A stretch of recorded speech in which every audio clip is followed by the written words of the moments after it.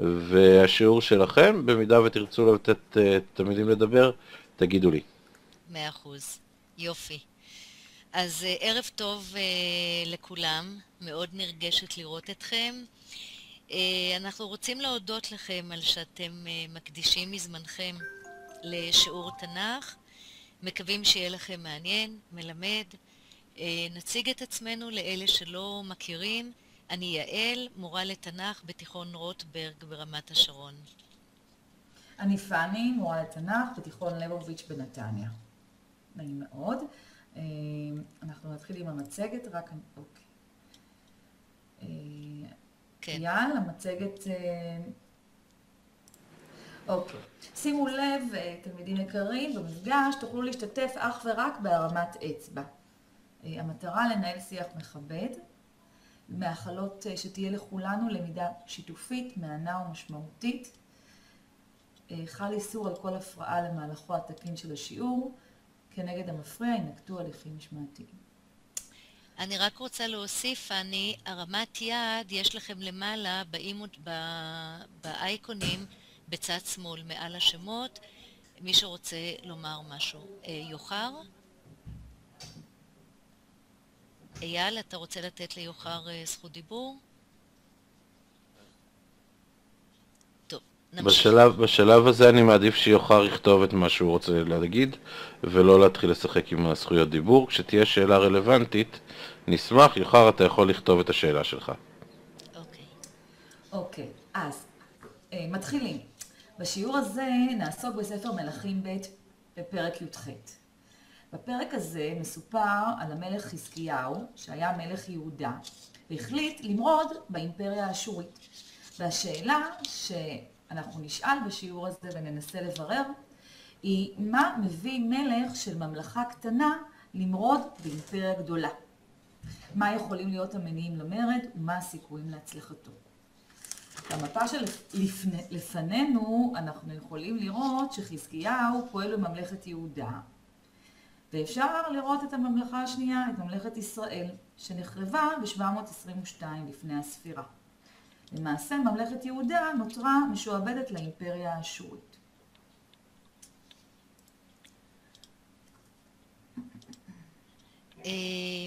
כשממלכת ישראל חרבה, ממלכת ישראל, אני מזכירה לכם, זו ממלכת הצפון, בשנת 722 היא חרבה, מלך ביהודה מלך צעיר בשם חזקיהו.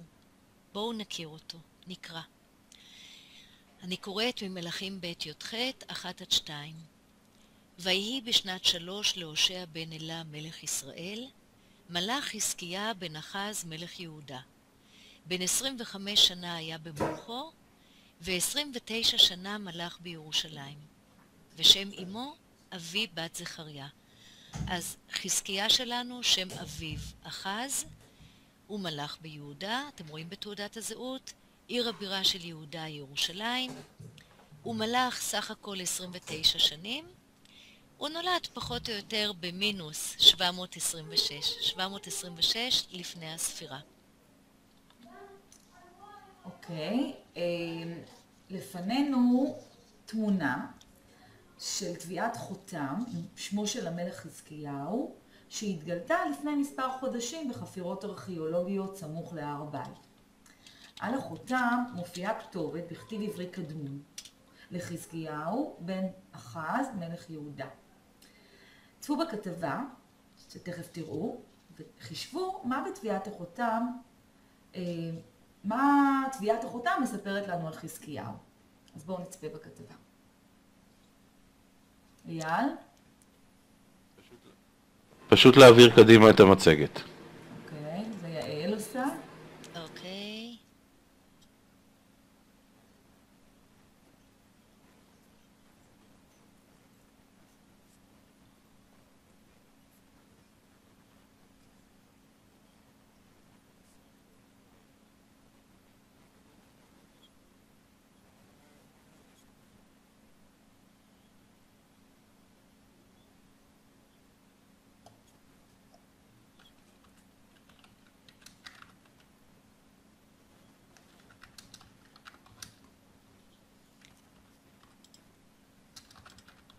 אייל, כן.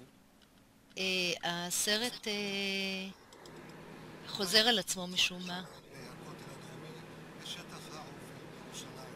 גילינו במהלך החפירות שלנו טביעת חותם בפחות ויותר מאשר של חזקיהו מלך יהודה בימי בית ראשון. בקונטקסט ארכיאולוגי לא יכולנו להתקרב יותר לדמות מקראית כל כך חשובה כמו חזקיהו יותר ממוצא חשוב זה. טביעת החותם מטביעה עתים רך ומוגדר כ-12 מילימטרים.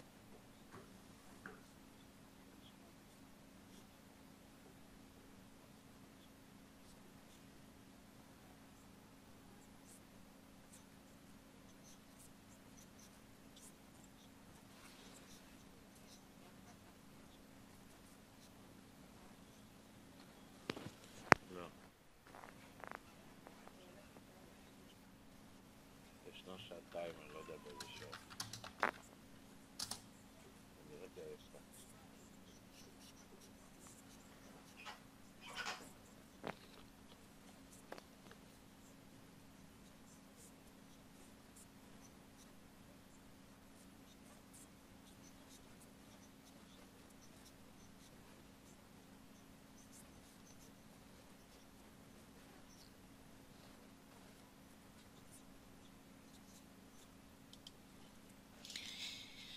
אז צפינו בסרטון הזה, בכתבה ששודרה בערוץ אחד לפני כחודש וחצי. באמת מרגש היה למצוא את טביעת החותם של חזקיה. זה הדבר הכי קרוב והכי אישי שיכולנו למצוא על חזקיה. אמרנו שחזקיה הוא מלך משועבד לאשור. זאת אומרת שהוא צריך לשלם תשלום שנתי מאוד גבוה של מיסים. חזקיהו מנסה להשתחרר מהשעבוד לאשור.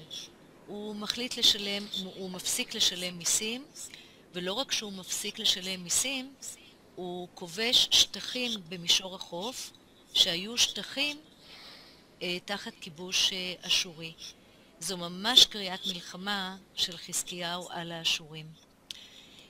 אני רוצה לקרוא מהכתוב, וימרוד במלך אשור ולא עבדו, כלומר הפסיק לשלם מיסים, ולא רק זה, הוא היכה את פלישתים עד עזה ועד גבוליה, ממגדל נוצרים עד עיר מבצר. ממגדל נוצרים עד עיר מבצר זה ביטוי שרוצה להגיד מעיר גדולה ועד יישוב כפרי קטן, את כל השטח של מישור החוף שהיה שייך, היה תחת כיבוש אשורי, חזקיהו כובש. השאלה היא, מה הסיכויים של חזקיהו מול האימפריה הגדולה, מול אשור? אני רוצה להראות לכם פה במפה את האימפריה האשורית. במלבן הקטן אתם רואים פחות או יותר את יהודה הקטנה שלנו. אשור זה מה שהיום, שימו לב, זה מה שהיום עיראק ודרום טורקיה וסוריה ולבנון וירדן וארץ ישראל וגם חצי האי סיני. זו הייתה ממלכה אדירה ומאוד מאוד חזקה. אז איך אפשר להבין את המהלך של חזקיהו למרוד באשור? רמז ראשון אנחנו מקבלים על ההחלטה של חזקיהו, להבין את ההחלטה של חזקיהו, זה חלון הזדמנות שנפתח בפניו למרוד באשור. חלון ההזדמנות הזה זה בעצם זמן שהשלטון התחלף באשור. המלך האשורי סרגון נהרג בקרב, ומכיוון שלא מינו מבעוד מועד יורש, נפתחת איזה מלחמת ירושה בין האחים שרוצים לרשת את המלוכה, וזו תקופה של תוהו ובוהו מדיני, ואז חזקיהו מחליט לנצל את התוהו ובוהו הזה, ומפסיק לשלם מיסים לאשור. מפסיק לשלם מיסים לאשור, ומתחיל בהכנות מאוד מאוד גדולות לקראת מלחמה אפשרית של אשור. והשאלה שאנחנו רוצים לשאול, שנשאלת למעשה, מה עשוי להרוויח חזקיהו, מלך יהודה? מה הוא עלול להפסיד בעקבות המרד? וכאן אתם יכולים להשתתף בצ'אט או בהרמת יד. אני רואה שיש כאן, קודם כל לגבי השאלות שלכם בצ'אט, אז התייחסתי, אבל אני רואה שפה 3 מצביעים. אז בואו נתחיל. עם מי את רוצה להתחיל, פני? יוחר. אוקיי, אז אני פותח לי יוחר מיקרופון, ואחרי שאני אסגור את שלי, יוחר תוכל לפתוח את שלך, באמצעות לחיצה על קונטרול במקלדת, רק שתראה את המיקרופון שלי הופך מירוק לאדום. איך אני לא אוקיי. הבנתי. אז בואו נמשיך לכפיר. כפיר, תנסה אתה לענות. אותו דבר, כאשר אני פותח לכפיר את המיקרופון, כאשר שלי הופך מאדום לירוק, שמי היה למעלה, אז אתה יכול ללחוץ על קונטרול, כל עוד על קונטרול לחוץ במקלדת, תוכל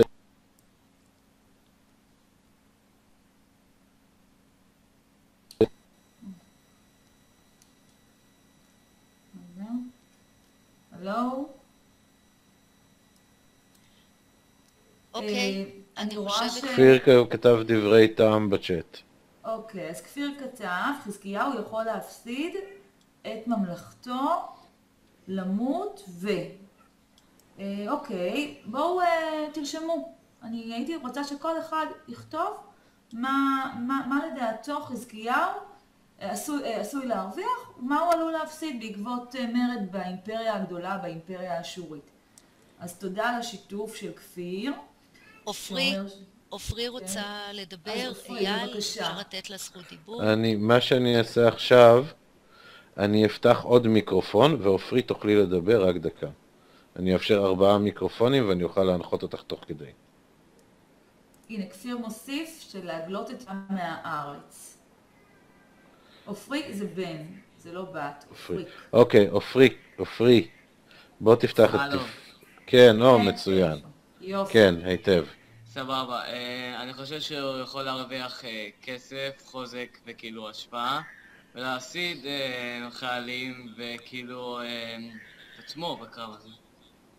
אוקיי, מעניין. עוד תלמידים ש... עופרי, אני סוגר לך את המיקרופון, תודה רבה. תודה עופרי, תודה רבה. יוחר לכבוש את ישראל. זאת אומרת, הוא עשוי להרוויח לכבוש את ישראל, אוקיי, וכפיר חזקיהו בראש ובראשונה ירוויח חירות. גם אמירה רוצה לדבר. אמירה, בבקשה. את יכולה. לחצי על קונטרול, לחיצה ארוכה, כל עוד הוא לחוץ תוכלי לדבר. יוחר, אתה כתבת שקר, אני לא מבינה למה אתה מתכוון, אז אולי תרחיב בצ'אט, אני עוקבת אחרי מה שאתם כותבים בצ'אט. אני חושב שאמירה לא מצליחה, אולי יש לה בעיה במיקרופון. אמירה, את רוצה לכתוב לנו בצ'אט מה דעתך או מה הבעיה לחילופין? אוקיי, נמשיך? נמשיך. אז רגע, בואו נסכם. בעצם נאמרו כאן 3 תשובות. יוחר היה הראשון. לא. אוקיי, כפיר אמר שחזקיהו יכול להפסיד את ממלכתו וגם למות, או להגלות את יהודה מהארץ. יוחר אמר לכבוש את ישראל, וכפיר הוסיף, חזקיהו בראש ובראשונה ירוויח חירות. אם מישהו רוצה, הוא יכול להתאבד, יוחר מוסיף. אני לא מבינה מה זאת אומרת שחזקיהו יכול להתאבד בעקבות המרד. אז בבקשה להרחיב בצ'אט, ואם עוד מישהו רוצה להוסיף, אז אתם יכולים להוסיף דברים בצ'אט. הנה, אלה שואלת למה שהוא יתאבד. אז יוחר אתה יכול לענות לאלה בצ'אט. אוקיי, אנחנו נמשיך. בינתיים, יש לנו את מתי. אני שמחה שאתם משתתפים, אני רוצה להשמיע את התשובות שלכם. מתי אומרת או שהוא ייפול במרד, סליחה, מתן. או שהוא ייפול במרד, או שהוא ירוויח את המרד וישלוט. תודה רבה. אנחנו נמשיך ונשאל, האם המספר שלנו שותה לנו רמזים על סיכויי הצלחת המרד? אז מישהו רוצה אולי לקרוא את הפסוקים הבאים? כן? מתי? מתן? אז בבקשה. רגע, מתן, אתה יכול לקרוא את הפסוקים. עוד לא. אוקיי. עכשיו מתן יכול לפתוח מיקרופון. כן, שומעים כן, היטב. שומעים, תקרא. ויעש הישר בעיני אדוני, ככל אשר עשה דוד אביו. ואדוני אלוהי ישראל בטח, ואחריו לא היה כמוהו בכל מלכי יהודה, ואשר היו לפניו. וידבק באדוני לא שר מאחריו, וישמור מצוותיו אשר ציווה אדוני את משה, והיה אדוני עמו, בכל אשר יצא יצליח. תודה. תודה מתן, רבה. קראת מאוד מאוד יפה, אני גאה בך, ממש. אז מה דעתכם? האם המידע יכול לרמוז על הצלחה או כישלון עתידי של המרד? בואו תכתבו את התשובה. הצלחה או כישלון ותסבירו, בבקשה. הצלחה, אבל תסבירו. אוקיי, הרבה אומרים הצלחה, כי, תוסיפו למה? כי אומרים שלא היה כמוהו בעבר. כישלון, אומר יוחר, חוסר כריזמה. הייתי שמחה אם הייתם מנמקים על מה אתם מתבססים, זה יותר חשוב לנו לשמוע את הנימוק. נראה כי הוא יחיד ומיוחד. במה הוא יחיד ומיוחד?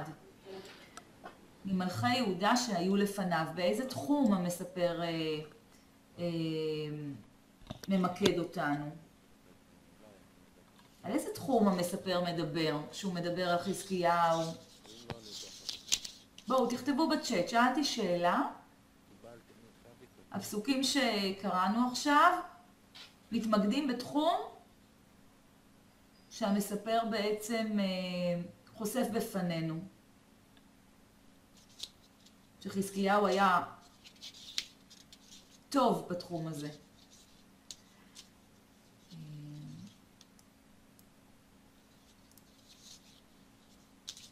אדוני עמו בכל אשר יצליח. אוקיי, נכון, הוא דבק באדוני. אז בואו נמשיך.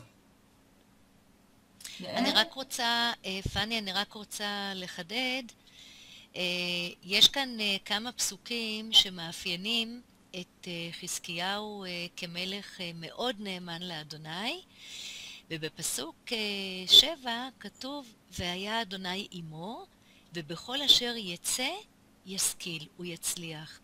יכול להיות שהתחושה הזאת שהייתה אצל חזקיה, מין איזושהי תחושת ביטחון, שהנאמנות שלו לאדוני תועיל לו, ויכול להיות שזה מה שעודד אותו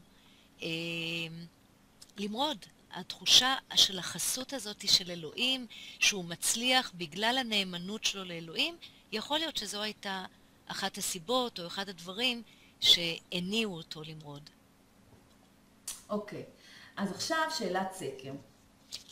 אילו אתם הייתם היועצים של חזקיהו, איזו עצה הייתם מייעצים לו? לא לצאת למרד, משום שמרד הוא סיכון גדול מדי ועלול להוביל לחורבן הממלכה, או שהייתם מייעצים לו לנצל את שעת הכושר ולצאת למרד כדי להשיג עצמאות מדינית? בואו תצביעו. אייל? כן. הצבעה? כן. כן. כל דבר שאתן רוצות צריך כן. פשוט להעביר קדימה, כן, זה נמצא תודה. במקום. סליחה, אוקיי. זה טעות שלי. אז בואו, תלמידים, יש לכם כאן אפשרות להצביע באפשרות שאתם בוחרים בה. כל אחד יכול ללחוץ, ואז אנחנו נראה בעצם מה... נכון, לעכשיו הצביעו. אני רואה ש15 כבר, נכון? הם עדיין לא רואים תוצאות, הם רואים כאילו... לא, אבל לפי ה... אוקיי. אז שתדעו שהצבעות שלכם נספרות, בבקשה תצביעו. יש פה 18. אייל, בקושי טוב, שומעים כן. אותך? אני מתנצל, אני הנמכתי בכוונה קודם. אני אומר שעכשיו כבר יש 18 מצביעים, התוצאה אבל די ברורה לדעתי. כן, אנחנו יכולים להתייחס לתוצאות. אתם רוצות שאני אראה את התוצאה כבר? לעשות show results to all? כן, זה יראה להם את התוצאות. כן. אוקיי. אז רואים. אז כן, אז אנחנו יכולים לראות ש70% הצביעו בעד לנצל את שעת הכושר ולצאת למרד כדי להשיג עצמאות מדינית, ו-35% הצביעו בעד לא לצאת למרד משום שמרד הוא סיכון גדול מדי ועלול להוביל לחורבן הממלכה.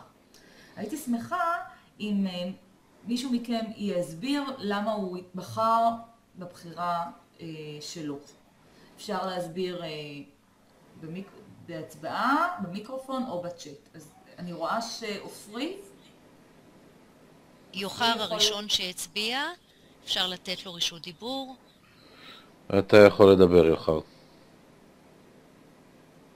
אוקיי, אנחנו נעבור לאופרי. אנחנו כבר ניסינו מקודם, יוחר, המיקרופון שלו לפי דעתי לא כל כך מתפקד נכון, אבל אופרי. לא, סליחה, זה טעות שלי. בוא תנסה שוב, יוחר.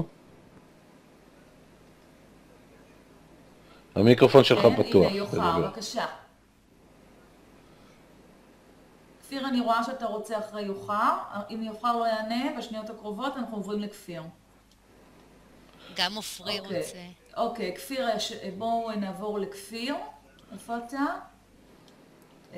אייל, תן בבקשה לכפיר את רשות הדיבור. כפיר יכול לדבר, כן. כפיר, אנחנו שומעים, תדבר. אם יש איזושהי בעיה במיקרופון ואנחנו לא שומעים אותך, תכתוב בצ'אט בבקשה. בינתיים אני אקרא כאן את מה שאלה אומרת. אלה אומרת, מלך צריך להנהיג את העם ולא להראות לו פחד. יוחר יש לו צבא חלש, הוא לא יודע טקטיקה טובה. רק דקה, שחר פתח את המיקרופון אני חושב בטעות. שחר בבקשה תסגור אותו, שאני לא אצטרך לסגור לך אותו. אני חושב שזה לא נעשה בכוונה, אני אסגור לו. יש כאן דיון מעניין בין אלה לבין קורן. קורן אומר שזה יכול לסכן את מה שיש לו. מעניין שההתפלגות של התוצאות מראה שרובכם, 2/3 טוענים כן לנצל את שעת הכושר וכן לצאת למרד כדי להשיג עצמאות ריבונית, ואנחנו ממשיכים. יפה, כן. אנחנו ממשיכים. לוקח ליורש העצר האשורי, סנחריב, 2-3 להתארגן ולייצב את הממלכה שלו, את השלטון שלו, עד שהוא משיג את הנאמנות של הצבא. אחרי שהוא משיג את הנאמנות של הצבא ופחות או יותר מייצב את השלטון, הוא פותח במסע מלחמה, מסע עונשין, נגד כל העמים שניצלו את חילופי השלטון למרוד בו, וביניהם גם יהודה. הוא מגיע ליהודה, ואנחנו רוצות עכשיו להראות לכם סרטון על המסע של סנחריב מלך אשור ביהודה בעקבות המרד של חזקיהו.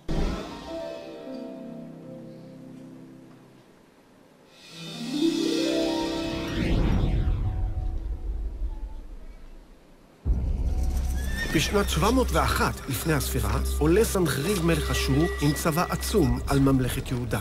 חזקיה המלך שהחליט למרוד באימפריה האשורית ניצב כעת מול מכונת המלחמה הגדולה בעולם. הצבא האשורי היה חזק ביותר, אכזרי ומאורגן למופת. הוא נבנה מהיררכיה של קצינים, חיילים מקצועיים וחילות יהודיים, חיל פרשים, חיל קשתים, חיל רגלים וחיל הבקעה.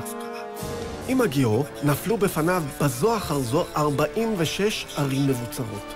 דיכוי המרד הגיע לשיאו עם כיבושה של לכיש, העיר השנייה בחשיבותה בכל ממלכת יהודה.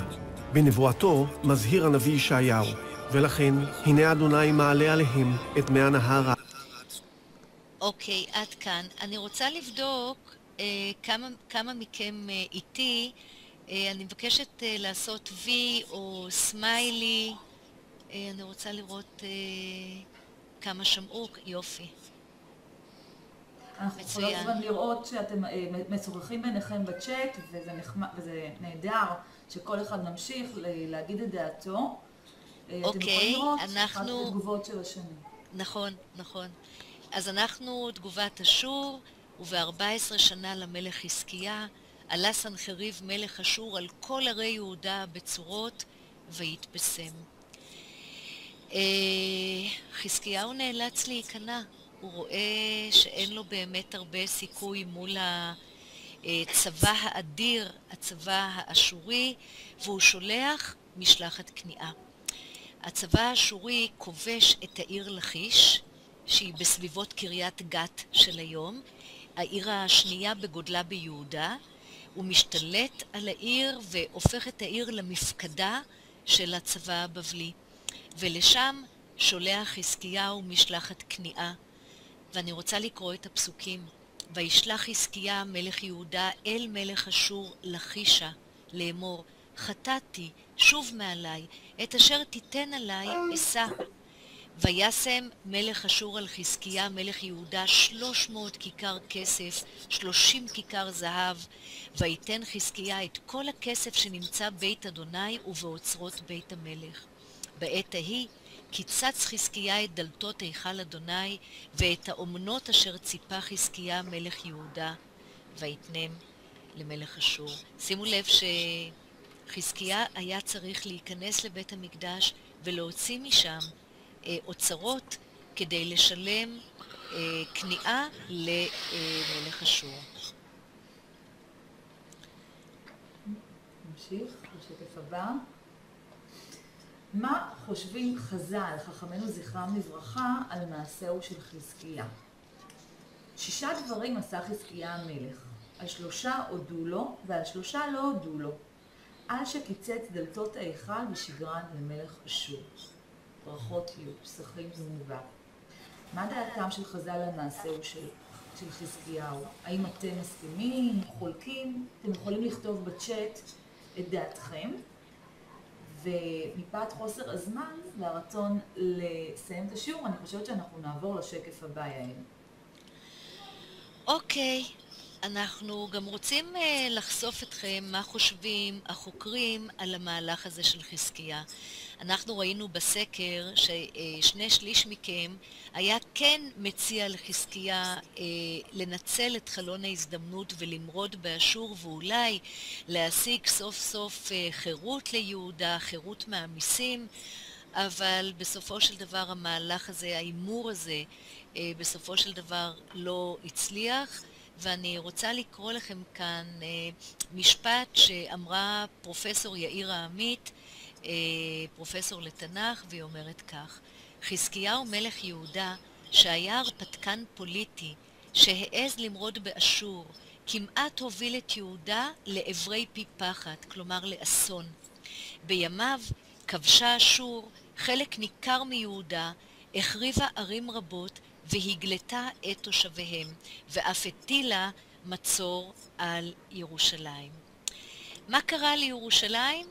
האם סנחריב הצליח להחריב את ירושלים? ויהי בלילה ההוא, ויצא מלאך אדוני ויח במחנה אשור 185,000. וישכימו בבוקר, והנה כולם פגרים מתים. ויסע וילך, וישוב סנחריב מלך אשור, וישב בננבה. ירושלים למרבה המזל לא נפלה לידי האשורים. הסיפור בתנ"ך מתאר נס, הצלה ניסית של ירושלים. מלאך אדוני מכה במחנה אשור 185,000 חיילים, ובעקבות זאת, לא יאומן, הצבא האשורי נסוג מבלי להחריב את ירושלים.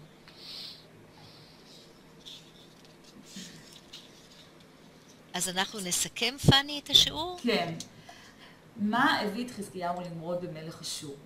האם הביטחון באלוהים, והיה אדוני עמו בכל אשר יצא יסכים? האם נטל המיסים הכבד שהוטל על ממלכת יהודה? האם באשור? האם דמותו ההרפתקנית, כמו שמספרת פרופסור יאיר העמית? או אולי משהו אחר? אני מציעה שכל אחד ככה יחשוב, אפשר כמובן לחשוב גם על מספר אפשרויות, ויסכם לעצמו עם מה הוא מסכים, עם איזו תשובה הוא מסכים, מה הוא לוקח.